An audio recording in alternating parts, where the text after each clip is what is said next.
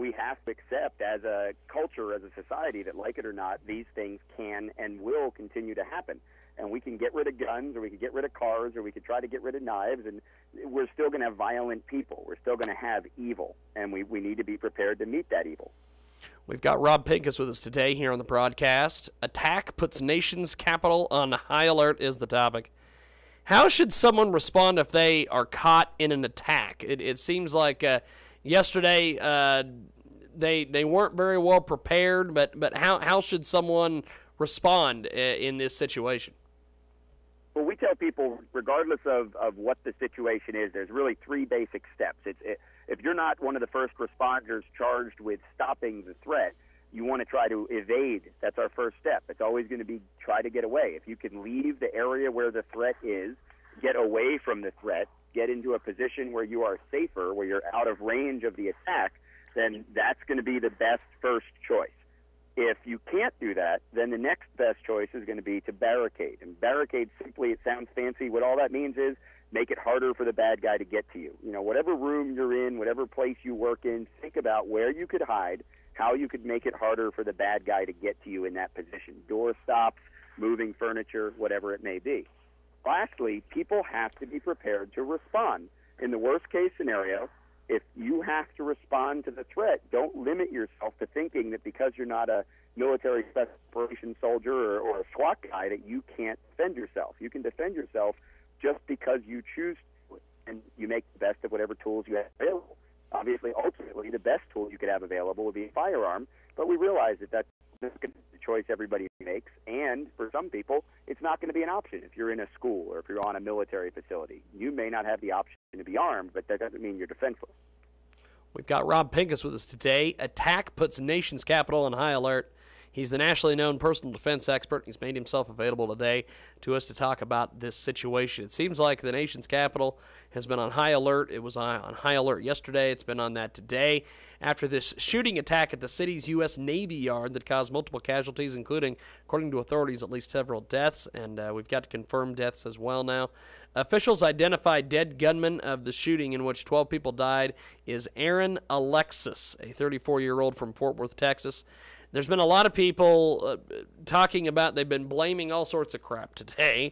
And among one of the things I heard earlier today on my broadcast colleague, the Ed Dill Show, they were talking about video games. Is this one of the things that needs to be blamed on this situation, or what have you been hearing from various people that have been talking to you? There's a lot of talk about that. There's a lot of talk about video games. One of my peers in the industry, one of the well-respected experts on combat mindset, Colonel Roman, talks about video games and the propensity we have to allow violence to come into our children's lives, whether it be through video or through movies, through television. But I'll be honest, from my perspective, kids were playing cops and robbers, kids were playing cowboys and Indians. There's always been violent play in kids' worlds, and I think that's a little bit too easy to point at. And again, at the end of the day, why it's happening isn't my specialty. My specialty is it's going to happen. What do we do when it does? Now, with that, what do you think should have been done yesterday when this first started happening? Well, I'm sure that responders, all reports are that the SWAT teams, the active shooter response teams, the local security there at the facility all did exactly what they were supposed to do. My concern is for the people that were trapped there unarmed who had no plan. They had never, whether they intellectually had known that this could happen, it sounds like, according to the witness statements that I'm hearing all over the news, that they never emotionally accepted it. They hadn't actually put a plan in place for what happens if my workplace is attacked. You know, if you work in Washington, D.C., and you work at a government facility, I think this is probably something that's reasonable to do. It's not paranoid to say, what if we were the target of a terrorist attack? What if we were the target of some kind of anti-government violence? How would I respond? What would I do? What tools do I have in my environment to use? What escape routes are there? And it sounds like a lot of people just simply weren't asking those very reasonable questions until today.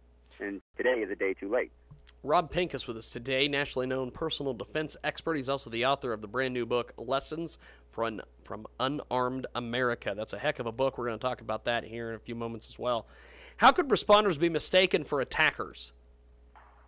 Well, Well, one of the concerns that people often have about the armed citizenry is that someone might be carrying a firearm legally, probably, obviously not in Washington, D.C., but in other parts of the country, you might be legally carrying a firearm. And once you do that, once you take that step to be responsibly armed, part of your training needs to include how to make sure that when those SWAT guys show up to the mall where the shooting was, you aren't mistaken as a threat. And a lot of that has to do with body language. It has to do with your ready position, where the firearm is being held, how the firearm is being held, and your awareness, paying attention to what's going on around you. Situational awareness is a big part of personal defense, and that's still certainly true if you're armed. And if you're armed in a public space and you have a gun, you've got that gun and you've had to use it to defend yourself, your next most important job is not to get into a confrontation with the police who are responding to find a bad guy and may or may not be expecting to see another good guy. Rob Pincus with us today here on the broadcast. He is the owner of ICE Training Company. ICE develops, teaches, and consults on training for military, law enforcement, private security, and others interested in developing efficient firearms, tactical operations, and defensive skills. And he's made himself available with us today, talking about the attacks that have put the nation's capital on high alert. Do you think this was a terrorist attack, or was this just the lone nut theory?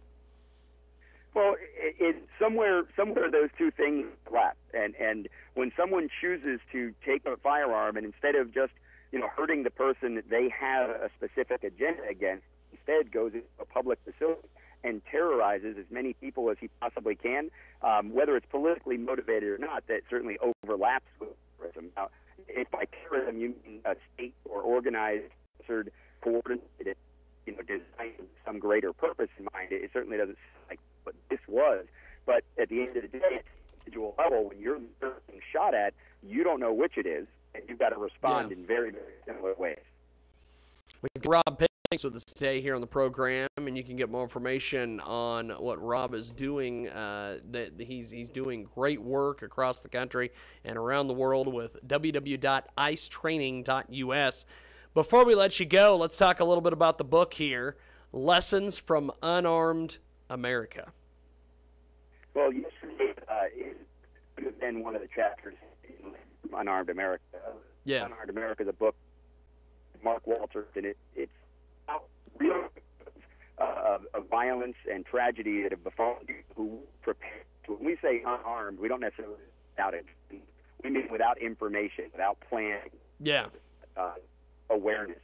They had something that was missing, and by sharing their stories, which is Mark's part, he and sift through it, identify what the core problem was that left that violence, about what mistakes they may have made or what they could have differently to avoid being victims. And then finally, we talk about preparation and planning and what you might do to avoid being in those same situations. And Lessons from Unarmed America isn't firearms the book. It's important to understand. Not every situation is solved by a gun. There are plenty of stories we talk about where would have made no difference whatsoever, and it's really about lifestyle choices, situational awareness. How can you avoid confrontation much more than how you use a gun to solve the problem? Well, it's good stuff. I appreciate you making time for us today, Rob. Thanks for being on. Thanks for bringing us information that we can definitely use.